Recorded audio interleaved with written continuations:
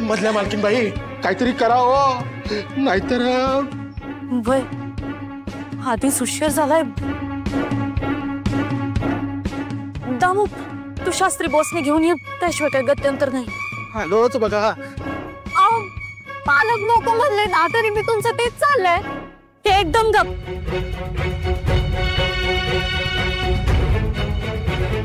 आधी अक्कल नाहीच आहे.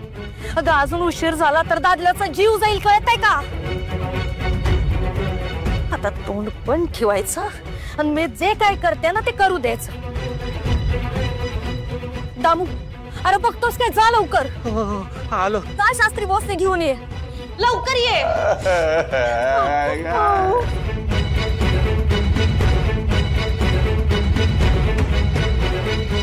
मालकाला विंचू चावलं म्हणता, म्हणजे सापाला विंचू चावला असं कसं झालं? विंचवाची तब्येत बरी आहे ना? अयो पाप, अहो तिट्टेची वेळ नाही हो ही बुवा. अहो आमचे मालक संकटात आहेत हो. नवलच आहे, मालक दुसऱ्यांना संकटात टाकतो, सगळ्यांना आपल्या पायाच्या टाचेखाली चिरडतो. त्याला म्हणावं विषय चिरडून टाका आपल्या पायाच्या टाचेखाली. माझी काय गरज आहे? मी नाही येत. या बुवा ऐका हो. हे बघा, माझा आणि तुमचाही वेळ फुकट घालवू नका. मी सांगितलं ना, मी नाही येणार. या. पालक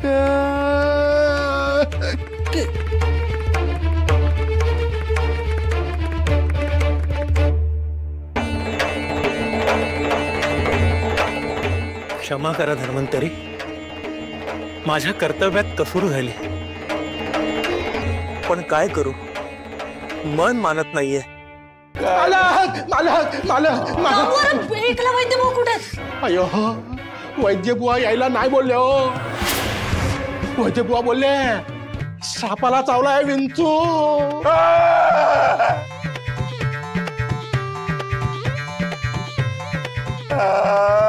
ऐकलं, मी सांगितलं नव्हतं. आता घ्या.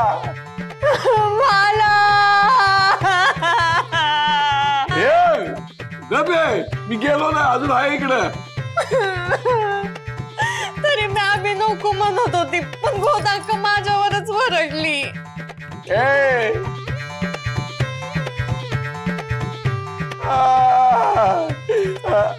आमच्याकडे यायचं नाही म्हणतोय म्हातारा. नाही त्याला गावावर हाकलून दिलं तर नावाचं नरोत्तम नाही. अयो मालका, आपण कसे हाकलवणार हो त्यांना? काहीच कर्ज घेतले नाही हो त्यांनी आपल्याकडून, म्हणतो मी. हे समज त्या शिवप्पामुळे झालंय. आता त्याला लय पुळका आलंय, फुलं उधळत असणार त्याच्यावर. त्या सगळ्याच्या मुळाशी शिवप्पाच आहे.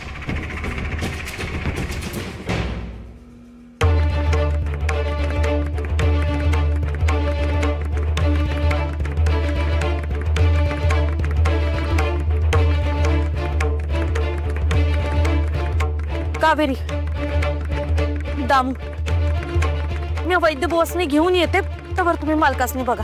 अयो मालकीनबाई, तिकडनं चालू ना हो मी. नाही म्हणाले हो ते.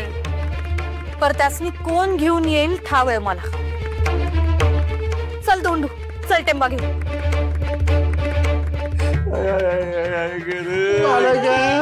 जे कारंजले गांजले त्यासी म्हणे जो आपुले, तोची साधू ओळखावा देव तेथेची जाणावा. रंजलेले कांजले म्हणजे कोण हो आप्पा? सखो, फार महत्वाचा प्रश्न आहे बरा. साधारणतः आपण जेव्हा रंजलेले गांजलेले म्हणतो तेव्हा आपल्या डोळ्यासमोर येतं की उपाशी, गरीब, समाजानं पिळलेले अशी माणसं. पण इथे तुकोबारायांना म्हणायचंय, रंजलेले गांजलेले म्हणजे जे त्रासलेले आहे, चिंतेने ग्रासलेले आहे, ज्यांना कुठल्या तरी आजाराने, विकाराने पिळले, कष्टी आहेत अशी माणसं. आणि अशा माणसांच्या दुःखी मनाला जी मायेची फुंकर घालतात, त्यांना आधार देतात, त्यांना आपल्या माणसांसारखं वागवतात, ते खरे साधू. आणि अशा माणसांच्या ठाईच विठुराया असतो.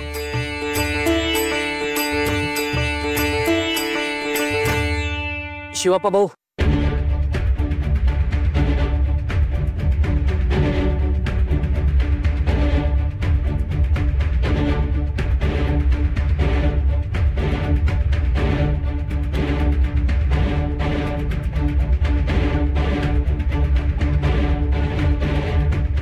तुम्ही यावेळी या ना आत या. नाही नको, तेवढा वेळ नाहीये.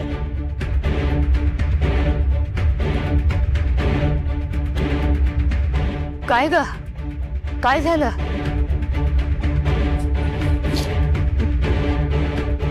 मालकासने सुचवलंय.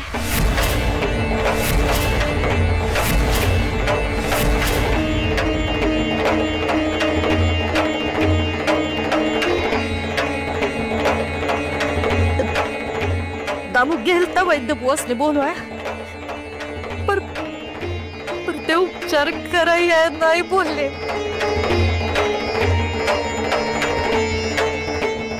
मग आम्ही काय करू शकतो?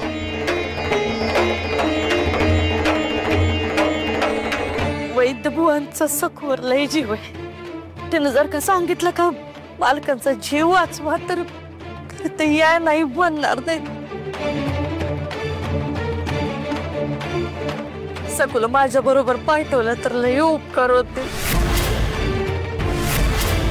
तुझ्या नवऱ्याने आमच्याशी उभा दावा मांडलाय आणि सखूच्या बाबतीत तर नाही, नको, आम्ही नाही पाठवणार सखूला.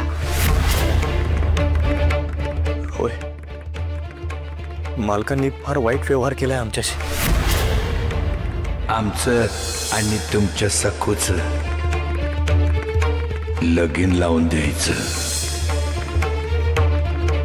तुमच्याबद्दल सहानुभूती आहेच, पण आम्हाला मध्ये घेऊ नका.